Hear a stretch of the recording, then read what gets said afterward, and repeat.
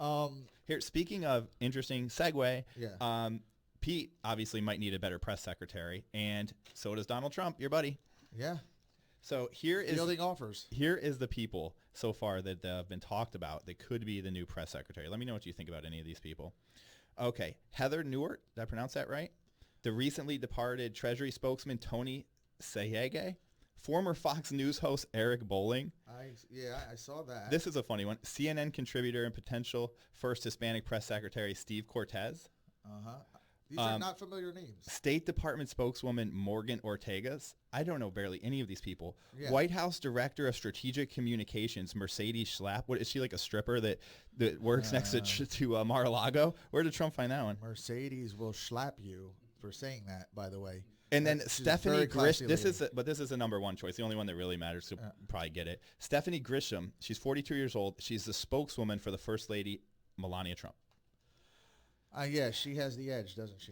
That's what they say, but what is the press secretary's job anyway? I mean, I have to be honest with you. They haven't had a press conference in, 100 days or something? It's the anti-press secretary position.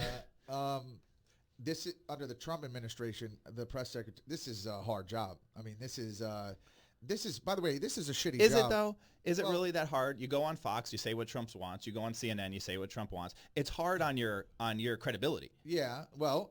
But I don't know if it's actually hard to do. I think it's, I'm speaking not even just for Trump, but that job in general, you kind of get up there and lie or sugarcoat or it's kind of their job to tailor a narrative, really, to be honest, of what the president that they're doing that for wanted. If you remember, Spicer was doing it before. Sean Spicer and the SNL version of Sean Spicer is what made press secretaries famous. I think people didn't really put too much interest into what a press secretary was up to. He was just somebody that was a mouthpiece for the administration. Right. But now, since Sean Spicer and the SNL, like, there's a lot of attention on press secretaries. He's what is it? Kate, what's her name that does it?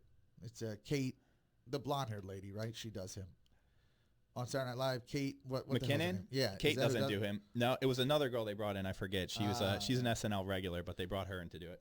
I don't really know who has the edge here. These are not big names. I didn't know that there was a Sarah Sanders Huckabee before she had that job, to be honest. I knew Mike Huckabee, but she wants to be a governor now, so she's leaving, and she's going to try to take a crack at being a governor, which I think feels like a real long shot for her.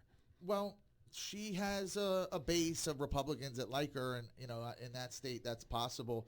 Yeah, she's going to parlay or whatever. Did anybody really hear why she was stepping down? I don't really remember a reason for this. I think it's pretty common. When people get those kind of cushy jobs in the White House, and also stressful jobs, sometimes they do a year or two and then they take off and they get some high-paying, high-powered job.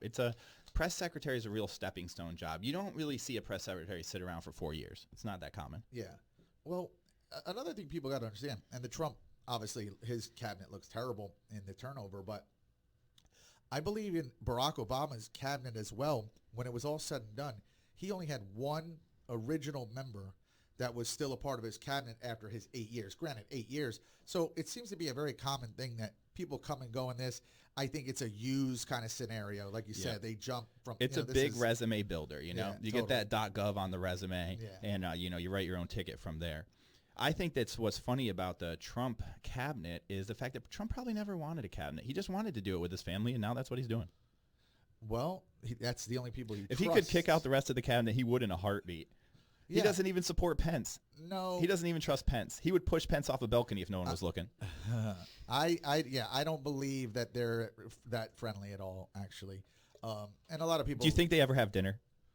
What's that look like? Mike Pence and his wife show up with the rosary and their pet rabbit. Right. And Melania's looking at her nude portfolio, and Trump's watching the big screen yelling at CNN. Well, first of all, the Pences are, they're very classy, as you see. They're very, they're religious or whatever. So I think that, no, I don't think these two hang out at all. I don't think they go to dinner. I don't see that Mike Pence is a fun guy. He was being run out of Indiana before Trump picked him up. I mean, he was like on the way out of politics. He was an interesting candidate because Mike Pence, when you take over, it was classic Trump. When you get Biden was there to help Obama, and he did. But Mike Pence offered no help to Trump. There was not one voter that was like, oh, he got Pence on the ticket. Well, now it's serious. You know what I mean? he's a nobody politically, like you said, really. And it was a strange pick. And I think it was because Trump was like, no one's going to overshadow me. I'm going to take a guy that you hardly even know. You know what I mean? Yeah, that might have been part of it, and I think there was some calculation to do. Trump has a large base that is, Christian and super conservative, and he is super conservative, and so it might have been a way to just shore them up. And I do think that you're right that Trump likes an empty shirt. Pence is basically like you could have put a cardboard cutout there. It doesn't matter. I mean, the guy is just he barely exists. Yeah, he's an interesting. And he's not there to rock the boat. He's just sitting around like, man, I hope they impeach this guy or he drops dead so I can be president. Yeah, that's why I don't think Mike Pence has any shot of winning for the Republicans. I bet you secretly, like in his office, he has like all this like Mike Pence presidential propaganda that he like looks at when nobody's around. Like remember like Spaceballs with his dolls? Yeah, right. That's Mike Pence. He has a little Mike Pence president thing standing in front of the podium. And he just plays with him at his desk all day. Well, that would be actually funny to watch because he seems so serious and stuffy. I would love to see Mike Pence play with a slinky. You know what I mean? That'd be funny. Million hits on YouTube. Yeah.